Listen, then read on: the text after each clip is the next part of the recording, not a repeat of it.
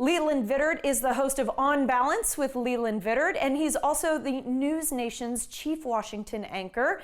As successful as he is now, his childhood was actually pretty darn tough. Doctors struggled to eventually diagnose him with autism. Instead of paving the way for a smoother life, his father, Mark, became his full-time coach. So Leland, known as Lucky, is joining us now to discuss his book called Born Lucky. Leland, good morning. Rosie, good to be with you. Originally diagnosed, I read, with social blindness, which is just a really interesting phrase to hear. Doctors eventually figured out, Leland, that you're on the autism spectrum, but your parents never told anybody about that. So I want to hear why you decided to put this book together now. It's a great question. 1986, 87, autism was understood to be what we now know as profound autism. So when they brought my parents to a psychology testing center, my parents brought me because I was supposed to be evaluated. They really didn't have an answer. The psychologist walked out into that waiting room that we've all been in with, linoleum floors and stale coffee, cheap magazines, and said to my parents, we really don't understand what's going on inside his head. A learning disability is a 20-point spread between the two halves of your IQ. On an IQ test, I had a 70-point spread. So from, in the parlance of the day, mentally retarded to genius. And my parents said, well, is there anything we can do? And the woman said, generally not, to my dad, which was basically hey, just meet your kid where he's at. He is who he is.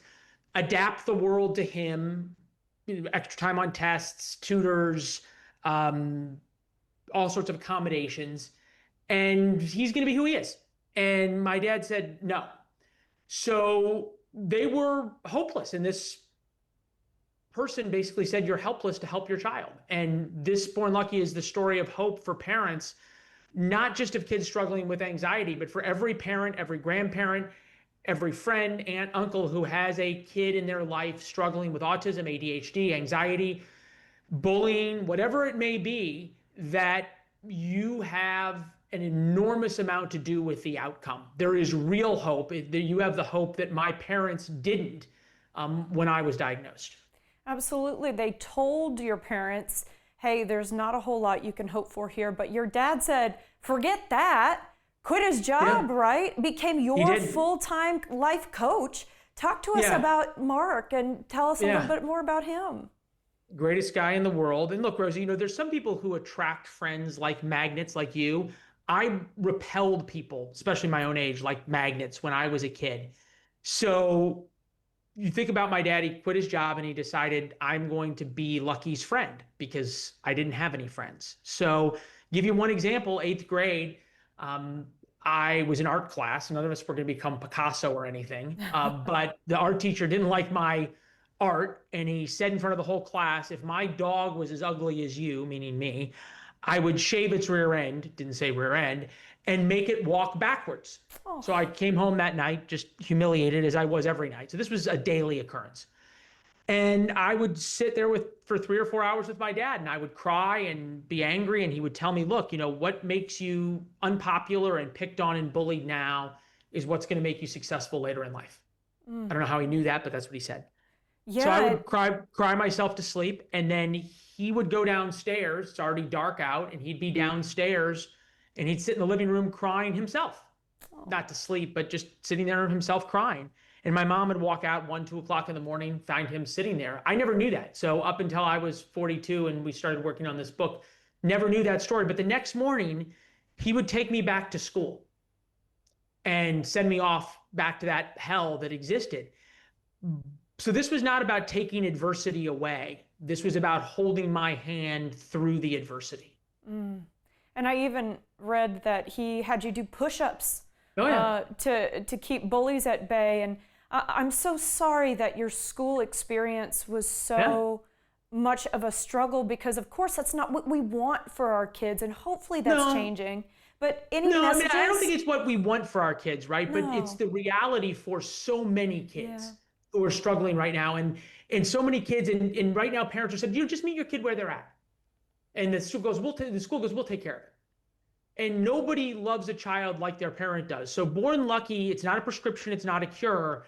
It's that proof of what parents can do and the proof of not just accepting the experts and saying we're going to meet the kid where they're at, but saying my kid can be more.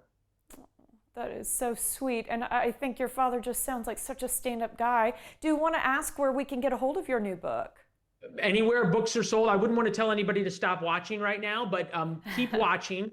Pick up your phone, go to Amazon, type in Born Lucky, and the book will pop up. And as I said before, I'd be honored for folks to come along with this journey with me. The book, yes, the book is my story, but it's not about me. It's about the hope that it can provide to everybody else.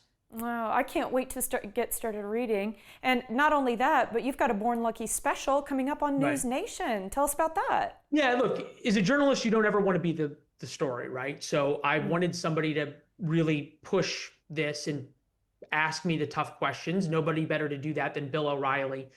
He'll be on with me this Sunday night. Set your DVRs. And I think if you read the book and watch the special, you'll get sort of companion versions to see both sides of this story. I can't wait to tune in, and I've got some reading to do, as you mentioned. Leland, thank you so much for your time. So nice to know you as Lucky, and I can't wait to get reading. We appreciate you. Thank you. Thank you. Guys, you can get Born Lucky right now. You heard, everywhere books are sold, and make sure to tune in to NewsNation this Sunday, 7 p.m. for the Born Lucky special.